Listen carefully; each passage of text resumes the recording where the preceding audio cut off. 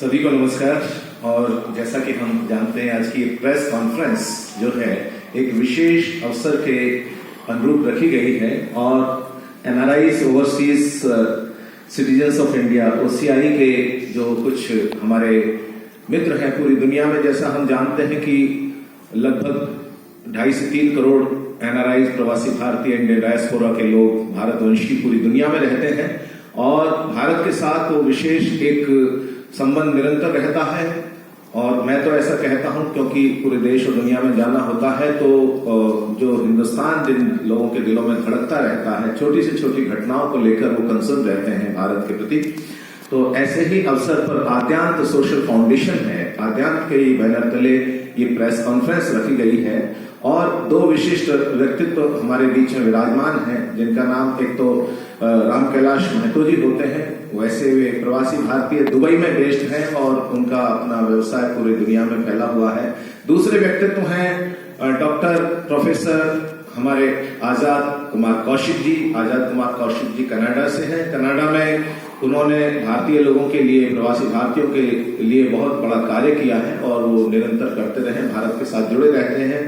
फरीदाबाद में आना जाना उनका रहता है। और भी जो लोग विशिष्ट यहाँ पर विराजमान हैं वो प्रवासी भारतीय के रूप में भी हैं और भारतीय समाज से जुड़े हुए लोग हैं, क्योंकि जो भी घटनाएं घट रही हैं देश विदेश में, हम सब बड़े जागरूक हैं। सोशल मीडिया के माध्यम से, मीडिया के माध्यम से और अनेक माध्यमों से पूरी दुनिया में एक संदेश जा रहा है। भारतीय लोकतंत्र का महापर्व हमारे सामने है। ऐसे महापर्व के अवसर पर अपनी भावनाएं अभिव्यक्त करने के लिए जो लोग यहाँ पर NRIs हैं हमारे आए हुए हैं, उसी के कंसर्न ये प्रेस कॉन्फ्रेंस रखी गई है। मैं कवि होने के नाते बहुत सारे विषय प्रवासी भारतीयों के लिए मैं कहता रहता हूँ। मैंने कहा, जमीन होती है अपनी और गगन अपना ही होता है, हवाएं फूल खुशबू और चमन अपना ही होता है, बसाले घर कहीं और किसी मिट्टी के हो जाएं, मगर है सच यही अपना वतन अपना ही होता है, मगर है सच यही अपना वतन अपना ही होता है। और परिंदे भूल कर भी कब गगन को भूल पाते हैं, भला गुल भी कभी अपने चमन को भूल पाते हैं। भले ही स्वर्ग सी सुविधाएं हों परिवेश में, लेकिन वतन से दूर रहकर कब वतन को भूल पाते हैं। तो जिन लोगों के दिलों में हिंदुस्तान धड़कता रहता है, जो भारत को केवल एक दृष्टि से नहीं, आर्थिक दृष्टि से बड़े संपन्न है और वो इस भारत को भी विश्व गुरु बनते देखना चाहते हैं, महाशक्ति बनते देखना चाहते हैं। और उसके लिए आप देख रहे हैं वर्तमान में $650 बिलियन का विदेशी मुद्रा भंडार लगभग भारत का हो गया है।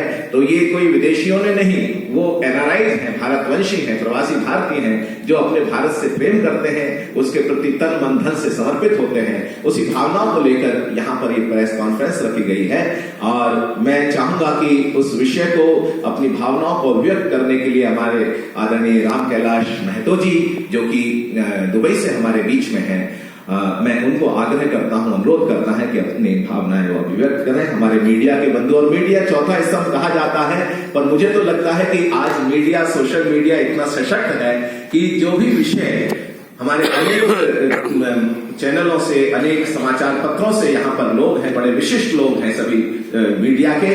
आप सभी से आग्रह है कि इस विषय को, इस भावना को जनमानस तक पहुंचाने का बहुत बड़ा कार्य, दायित्व आप निरंतर कर रहे हैं। मुझे कहने की जरूरत नहीं है, आज मीडिया बहुत सशक्त है। तो इस प्रेस कॉन्फ्रेंस के माध्यम से जो विचार, जो भावनाएं हमारे जो गेस्ट कहा जाए या जो NRIs है हमारे आपके समक्ष रखेंगे, उसको आप पहुंचाने का आगे निरंतर प्रयास भी करेंगे और पूरा सहयोग करेंगे। बहुत बहुत धन्यवाद। आदरणीय राम कैलाश महतो जी।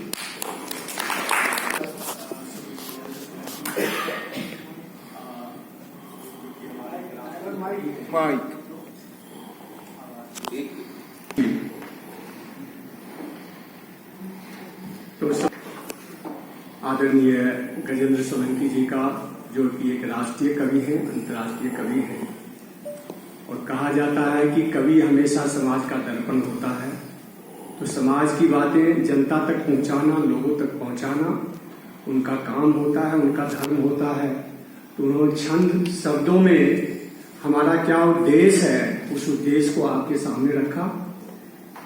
साथ में हम मीडिया के जितने भी लोग आए हैं उनका हार्दिक धन्यवाद देना चाहूंगा कि आप भी समाज के एम्बेसडर हैं, कि पूरे देश और दुनिया की खबर, इंफॉर्मेशन आप लोगों तक पहुंचाते हैं। और आपने एक शॉर्ट नोटिस में आप सब लोगों ने जो अपनी उपस्थिति दर्ज की है ये बहुत ही सराहनीय है। हमारे बीच हमारे NRI श्री आजाद जी कनाडा से हैं, हमारे बीच उपस्थित हैं। साथ में हमारे सिवल साहब, पीडी सिवल साहब, जो कि भारत सरकार में एडिशनल सेक्रेटरी रहे हैं मिनिस्ट्री ऑफ पावर में, वो हमारे साथ मौजूद हैं। श्री नरेंद्र कुमार गुप्ता जी, जो कि NTPC में एक डायरेक्टर के पद पे रहे और भारत सरकार की देश की सेवा इन्होंने की है, वो हमारे बीच है।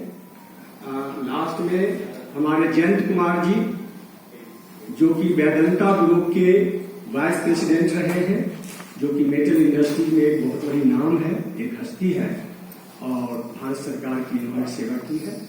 हमारे लेफ्ट साइड श्री राजेश जिंदल जी इंडस्ट्रियलिस्ट हैं और कई देशों में, मलेशिया और कई देशों में इनका ऑफिसेज है, कारोबार है।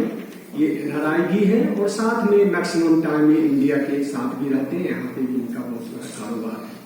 और आखिर में श्री डॉक्टर राजीव कुमार, ये भी एजुकेशनिस्ट हैं, इनके अपना एजुकेशन में बहुत सारा इंडिया के अंदर कारोबार है और देश के बाहर भी है। ये सारे लोग हैं, इसमें कुछ NRI भी हैं और कुछ भारत के भी लोग हैं और ऐसे व्यक्ति हैं जो कि हमेशा भारत के लिए चिंता करते हैं। आज पूरे दुनिया के अंदर तकरीबन 3.25 करोड़ भारतीय देश के बाहर रहते हैं, डिफरेंट कंट्रीज में। वो देश के बाहर तो जरूर हैं, लेकिन वो इस मुल्क से बेहद प्यार करते हैं, इस मुल्क से बेहद प्यार करते हैं, हमेशा उनके दिल में तिरंगा होता है। इसलिए वो हमेशा कंसर्न रहते हैं कि भारत की दिशा और दशा क्या है। हम लोग हमेशा चिंतित रहते हैं इस बात के लिए कि आज से 50 साल पहले का भी भारत हमने देखा है, 40 साल पहले का भी भारत हमने देखा है और आज भी हम भारत को देख रहे हैं कि आज से 10 साल पहले, 15 साल पहले जो भारत की स्थिति थी, भारत के बाहर जो भारतीयों की इज्जत सम्मान थी, वो आज पिछले 10 साल से उसमें एक बहुत बड़ा परिवर्तन आया है। और जो कि एक चिंतन की विषय है कि आखिर इतने बड़े देश का बागडोर किसके हाथ में जाए। हम देखिए, हम सारे लोग नॉन पॉलिटिकल आदमी हैं।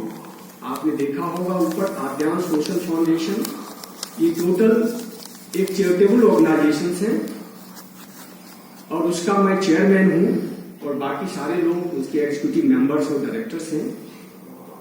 हमेशा हम देश और देश के बाहर सोशल काम हम समाज के लिए, देश के लिए करते रहते हैं। एजुकेशन के ऊपर, हेल्थ के ऊपर, स्पोर्ट्स के ऊपर, कल्चर के ऊपर, जगह जगह विभिन्न अलग अलग स्टेट में, जिस स्टेट का प्रॉपर डेवलपमेंट नहीं है, वहां पे प्रॉपर एजुकेशन नहीं है, स्पोर्ट्स नहीं है, वहां के बच्चों को, वहां के नागरिकों को हम लोग फ्री में सेवा प्रदान करते हैं। अपना कोविड के टाइम में जब हिंदुस्तान के अंदर ऑक्सीजन का हाहाकार मच रहा था, लोग अपने जीवन और मरण के लिए संघर्ष कर रहे थे, उस टाइम पे ये आद्यांश सोशल फाउंडेशन, हम दुबई से भारत के अंदर, ये मेरा सौभाग्य है कि हमने ऑक्सीजन सिलेंडर तक भेजा बाय एयर और लोगों की सेवा की। तो जो शब्द हमने आपसे शेयर किया कि चाहे देश के बाहर तो जरूर रहते हैं, लेकिन इस देश की मिट्टी को, इस देश के लोगों को हम कभी नहीं भूलते हैं, उनका हम नमन करते हैं। इसलिए हम लोग बहुत ही कंसर्न हैं कि भारत का विकास कैसे हो, भारत के लोगों का विकास कैसे हो। और ये प्रेस कॉन्फ्रेंस एक ऐसे टाइम में हो रहा है जहां की पूरे देश में एक लोकतंत्र का, प्रजातंत्र का बहुत बड़ा महोत्सव होने जा रहा है। इस टाइम पे आपका एक एक वोट, एक एक आपका समर्थन इस देश के विकास के लिए बहुत मायने रखता है। कि अगर आप पॉजिटिव थिंकिंग के लोगों को आप अपना समर्थन देते हैं तो देश विकास की तरफ आगे बढ़ेगी। अगर निगेटिव थिंकिंग के लोगों को आप देते हैं तो देश पीछे की तरफ चला जाएगा, जो कि आज तक पूरे देश और दुनिया के लोगों ने देखा कि जो पिछले 60 साल में जो देश के अंदर परिवर्तन हुआ और काम हुआ, उसका भी लेखा जोखा आप लोग तो सब मीडिया के लोग हैं, आपके पास प्रॉपर डाटा है कि पिछले 60 साल में भारत ने कितना विकास किया। चाहे किसी भी फील्ड में आप उठा के देखें, चाहे एजुकेशन हो, इंफ्रास्ट्रक्चर्स हो, कल्चरल हो या किसी भी तरह की डेवलपमेंट हो। और पिछले 10 साल में भारत का क्या विकास हुआ है, ये सारा डाटा आपके सामने है, मुझे कुछ बताने की जरूरत नहीं है। तो उसको ध्यान में रखते हुए हम जितने भी प्रवासी भारतीय हैं, हम लोगों ने ये डिसाइड किया, हम लोगों का एक सोशल कनेक्शंस होता है पूरे दुनिया के प्रवासी भारतीयों के साथ। टाइम टाइम पे हम लोग एक इवेंट्स का आयोजन भी करते हैं, कभी यूए के अंदर, कभी यूएस के अंदर, हर जगह। और हम लोगों का एक आपस में कनेक्शन है। तो हम लोगों ने एक डिसीजन लिया कि ये एक ऐसा वक्त है जिसमें कि अपने फीलिंग को हमें मीडिया के सामने रखना चाहिए और आपके माध्यम से हमारी जो फीलिंग है, हमारी जो अच्छी भावना है देश के प्रति, वो भावना आप लोगों तक पहुंचाएं, जिससे कि लोग एक सही डिसीजन लें कि आखिर में हमारा देश का दायित्व हम किसके हाथों सौंपें। देखिए, राजनीति से मेरा कोई लेना देना नहीं है, बट राजनीति is also a social science. जैसे मेडिकल साइंस है, आपको अगर स्वस्थ रहना है, हेल्दी रहना है, तो आपको टाइम टू टाइम डॉक्टर का सलाह लेना पड़ेगा कि हमारा डाइट चार्ट क्या होना चाहिए, लाइफ स्टाइल क्या होना चाहिए। वैसे अगर समाज को स्वस्थ रहना है, आगे बढ़ना है देश को, तो उसके लिए social science is very important. और ये जो एक वक्त है, उस वक्त में मैं समझता हूं कि देश के लोगों को एक एनालाइज करना चाहिए बेस्ड ऑन द डाटास। जब कोई ग्लोबल टेंडर होता है किसी चीज के लिए, तो 10-20 कंपनियां उस टेंडर में पार्टिसिपेट करते हैं। सब लोग अपना अपना technical and financial documents, credential submit करते हैं उस टेंडर में। और जो टेंडर कमेटी होती है, पूरा एनालिसिस करने के बाद जिनके सारे पॉजिटिव रिकॉर्ड्स एंड डाटा होते हैं, क्रेडेंशियल्स होता है, उसके फेवर में वो टेंडर दिया जाता है। तो आज वो वक्त आ गया है देश के सामने कि देश के लोग, जनता के लोग, देश की जनता, ये प्रजातंत्र की ये खूबी है कि जनता जनार्दन है, जनता मालिक है, जनता एक डिसीजन पावर रखता है। इस देश का बागडोर कौन संभालेगा?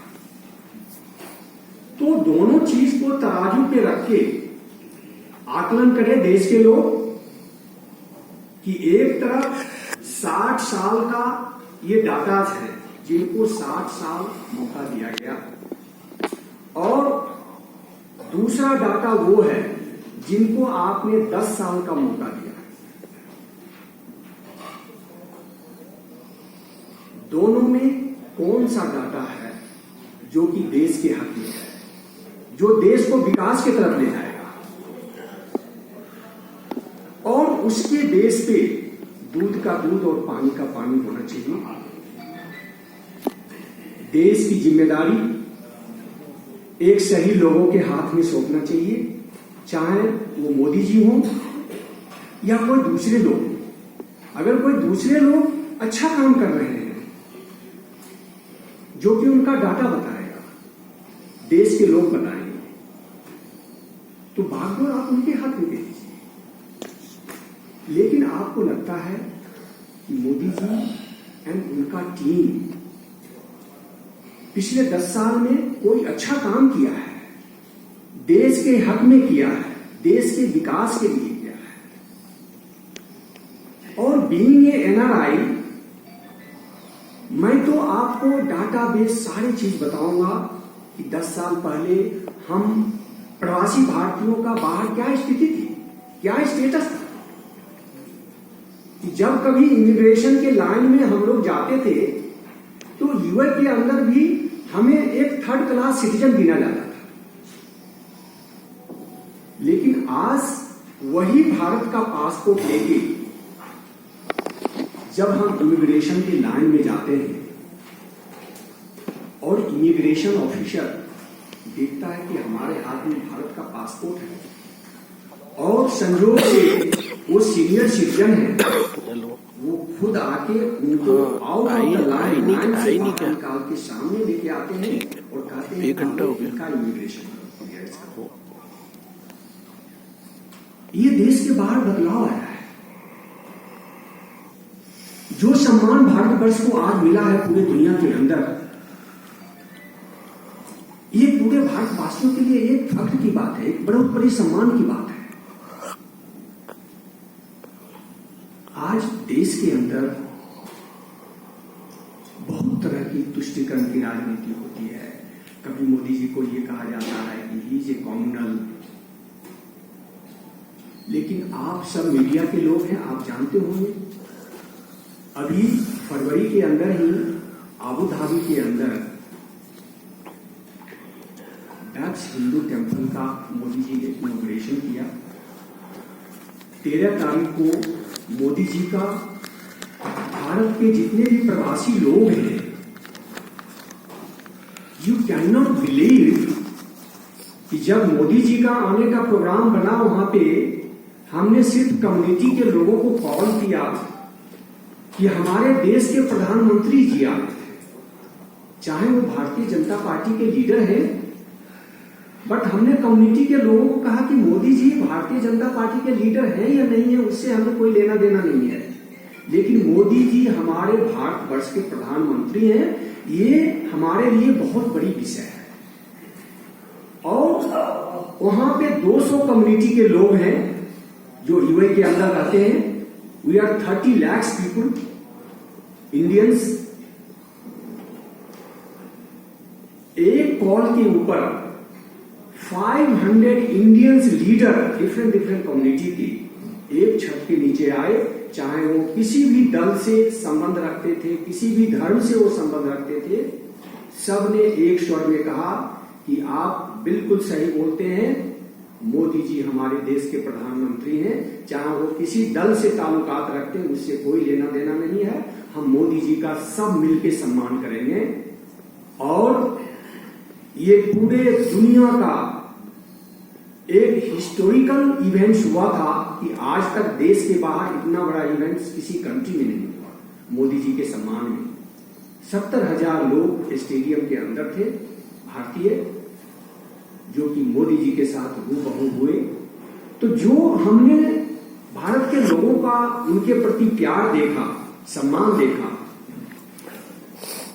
वो सिर्फ ये नहीं है कि मोदी जी का शकल देख के, उनके काम को देख के, उन्होंने जो पिछले 10 साल के अंदर जो काम किया देश के अंदर और देश के बाहर, उनकी जो फॉरेन पॉलिसी रही, आपने अभी फिलहाल पिछले साल ही G20 देखा, वो भी एक हिस्टोरिकल G20 इवेंट्स था कि आज तक के इतिहास में कभी ऐसा नहीं हुआ कि 90% एजेंडा विदाउट एनी डिस्प्यूट सर्वसम्मति से पास कर दिया गया। और उस G20 में एक तरफ रशिया के फॉरेन मिनिस्टर हैं, दूसरी तरफ चीन के फॉरेन मिनिस्टर हैं, यूक्रेन के रिप्रेजेंटेटिव हैं, यूएसए के प्रेसिडेंट हैं, यूरोप के लोग हैं, जो सब एक दूसरे के विपरीत हैं। 36 का आंकड़ा है उनके बीच में, लेकिन किन्हीं ने भी इस बात को अपोज नहीं किया। ये क्रेडिट और श्रेय हमारे आदरणीय प्रधानमंत्री जी मोदी जी को जाता है, जिन्होंने अपनी डिप्लोमेसी, फॉरेन पॉलिसीज के बेसिस पे उन्होंने ये साबित कर दिया, चाहे वो यूक्रेन हो या रसिया हो या यूएसए हो, हम अपने देश के विकास के लिए किसी के साथ कोई कंप्रोमाइज नहीं करेंगे। और उन्होंने किया। आज हमारा संबंध यूएसए के साथ भी है, रशिया के साथ भी है, यूक्रेन के साथ भी है, यूरोप के साथ भी है, हमारा दुनिया सबके साथ बराबर है। तो ये जो उनकी विदेश नीति है, डिप्लोमेसी है, श्री जयशंकर जी आप देखते होंगे टीवी पे किस ढंग से वो लोगों को जवाब देते थे। एक टाइम था कि हम यूएसए के साथ आंख में आंख नहीं मिला सकते। अगर उनका डायरेक्शन आ गया कि साहब आप इसके साथ दोस्ती करेंगे तो हम तो आपके ऊपर सैंक्शन लगा देंगे। लेकिन आज मुल्क के किसी राष्ट्र को ये हिम्मत नहीं है कि भारत के सामने ऐसी बातें बोल। ये जो सॉफ्ट पावर है आखिर ये कहां से आ रहा है? उसके पहले भी प्रधानमंत्री बहुत रहे देश के अंदर, बहुत सारे राजनेता ने इस देश के ऊपर रूल किया, देश को चलाने की कोशिश की, लेकिन ये शक्ति देश के अंदर या देश के बाहर किसी में पैदा नहीं कर पाए।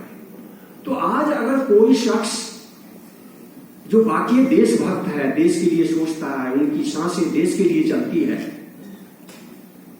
तो ऐसे व्यक्तित्व को, महान व्यक्तित्व को जो देश के लिए पूरा समर्पित है, तो मैं समझता हूं कि देश के लोगों को इसके लिए चिंतन करना चाहिए और एक अच्छे लोगों का, क्योंकि मेरा कंसर्न सिर्फ ये है कि देश विकास कैसे करेगा, देश आगे कैसे बढ़ेगा और देश के अंदर जो फॉरेन इन्वेस्टमेंट्स वो कैसे आएगा। आज मुश्किल से मुश्किल दौर से देश निकल रहा था, आपने देखा जम्मू कश्मीर का, इसके पहले क्या होता, वही लोग हमारे जांबाज सिपाहियों के ऊपर, आर्मी के लोगों के ऊपर पत्थर बरसाते थे, लेकिन आज वही जम्मू कश्मीर है जो पत्थर फेंकते थे, वही लोग अब फूल फेंक रहे हैं, उनका स्वागत कर रहे हैं। इतना बड़ा डिसीजन, इतना बड़ा परिवर्तन किसने लाया, किसने हिम्मत की? आज 3 तलाक जो इस्लाम की बात लोग करते हैं, किसने लाया? और मैं तो कहता हूं आज उनको कोई देश के अंदर बोलता है मोदी जी कॉमनल है,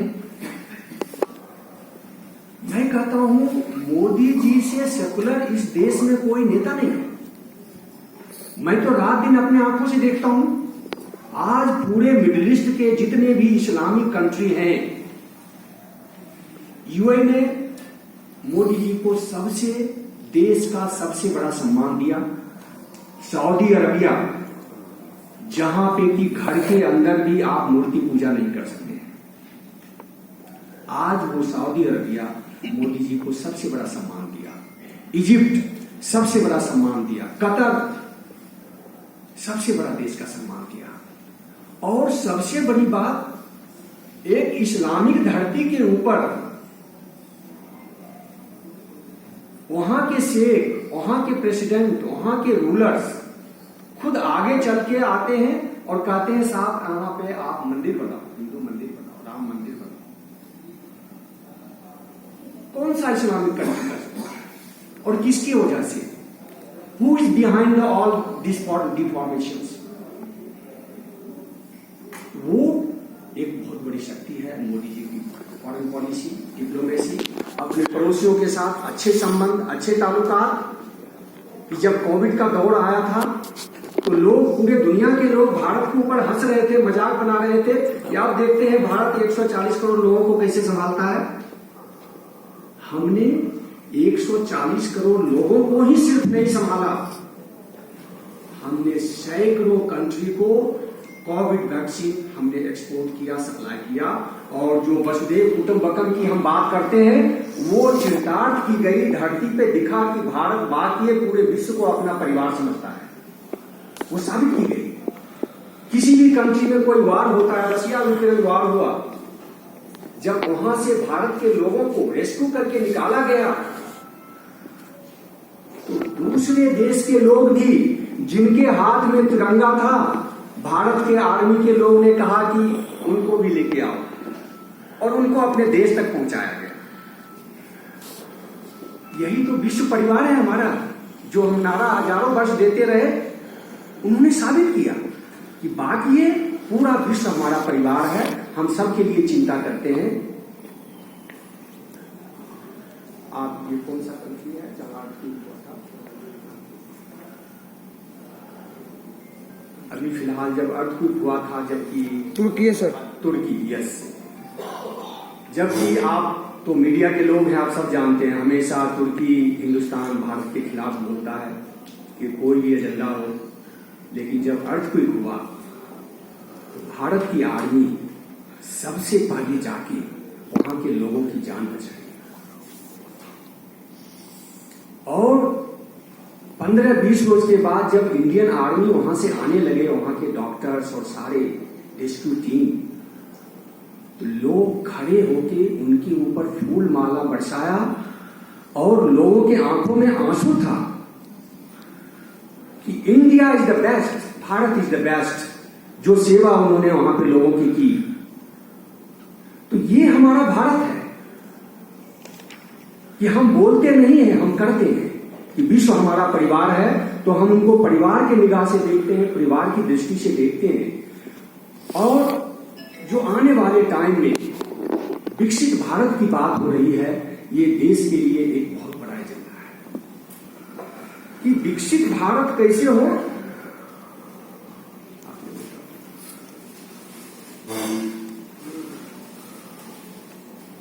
मैं कहता हूं देश के लोगों के लिए, you have a full right. मुझे किसी से कोई लेना देना नहीं है, ना कोई एनडीए से। मैंने कहा we all are the non political people. ना मुझे एनडीए से कोई है, ना कोई हमें इंडिया गठबंधन या जो भी लोग हैं यूपीए है। हमारा सिर्फ कहना है कि कल को यूपीए बड़ी जिम्मेदारी लेके आती है, हम तो उनका वेलकम करेंगे अगर देश की विकास की बात कर रहे हो। तो आज अगर आदरणीय मोदी जी एक विकास की बात करते हैं कि जो 10 साल पहले देश का जीडीपी 1.18 ट्रिलियन था, आज वो 4.1 ट्रिलियन है। 10वें पायदान पे था भारत, आज वो 5वें पायदान। तो बहुत सारे हमारे पास डाटाज हैं जो कि क्लियरली ये दिखता है कि 10 साल के अंदर मोदी जी एंड मोदी जी का टीम ने इस देश के लिए क्या किया है। और मैं चाहता हूं कि आप मीडिया के माध्यम से ये मैसेज आप पूरे देश को दें, पूरे लोगों को तक पहुंचाएं, जिससे कि लोग एक सही डिसीजन ले पाए। अब मैं चाहूंगा कि हमारे दोस्त एंड भाई श्री आजाद कौशिक जी आपके सामने दो शब्द।